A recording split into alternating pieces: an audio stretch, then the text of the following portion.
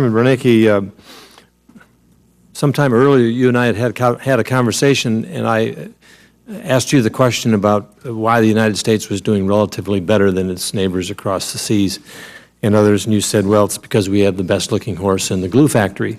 I'm wondering where that horse is now. Is our horse still in the glue factory? Is he in the pasture just outside the glue factory, or is he back on the farm?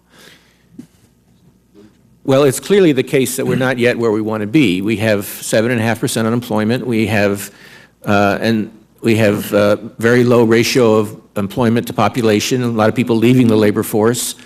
GDP growth has exceeded now where we were before the crisis, but we're still well below the trend of growth.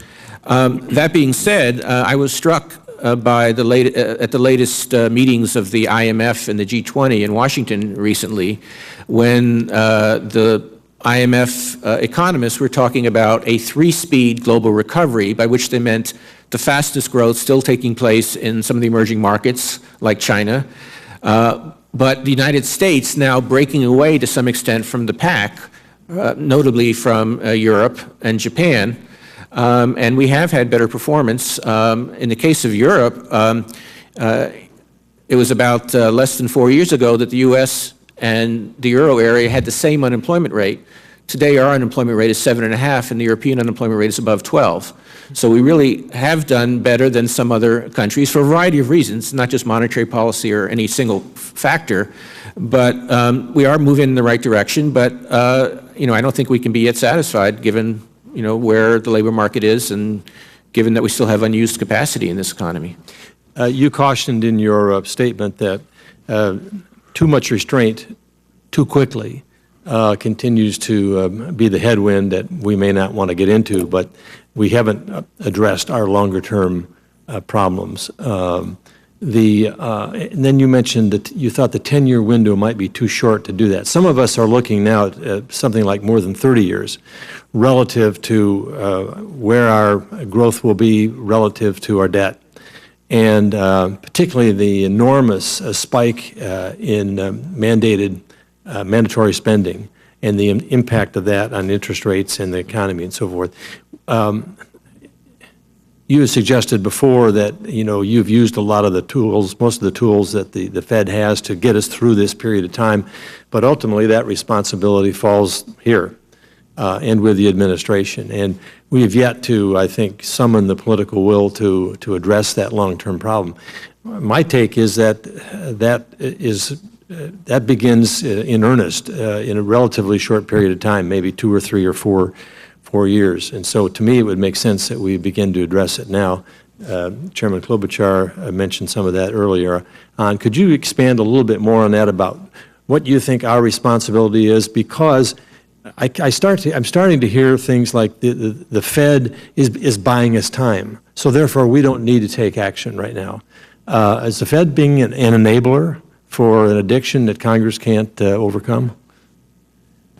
Well, the Fed is doing what Congress told it to do, which is we're doing our best to try and promote maximum employment and price stability. Congress needs to take a longer view. It's true that interest rates are quite low today, and therefore the interest burden today is quite low. But when the CBO scores budget plans out for a decade or 2 decades, it assumes that interest rates are going to rise, which we hope they will, because that'll be a suggestion that the economy is recovering and coming back to normal. So in looking at those 5 and 10 and 20-year budget plans, they assume higher interest rates, and you're going to have to deal with higher interest rates at some point, we hope, as the economy strengthens. And so I very much support your suggestion of having a longer horizon. I would note the 1983 or whatever it was Social Security Commission that my predecessor chaired, that the reforms that were introduced then are still now being phased in, so 30 years later. So for some of these changes, very long lead times are make it much easier to achieve.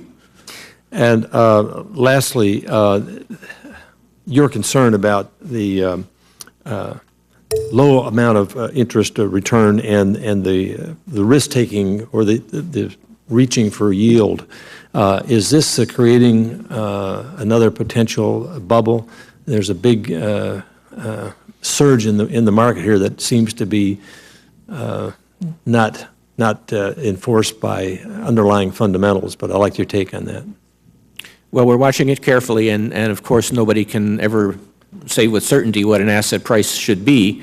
But to this point, our sense is that major asset prices like stock prices and corporate bond prices are not inconsistent with the fundamentals. For example, it was mentioned earlier that price-earnings ratios and the like are fairly normal in the stock market.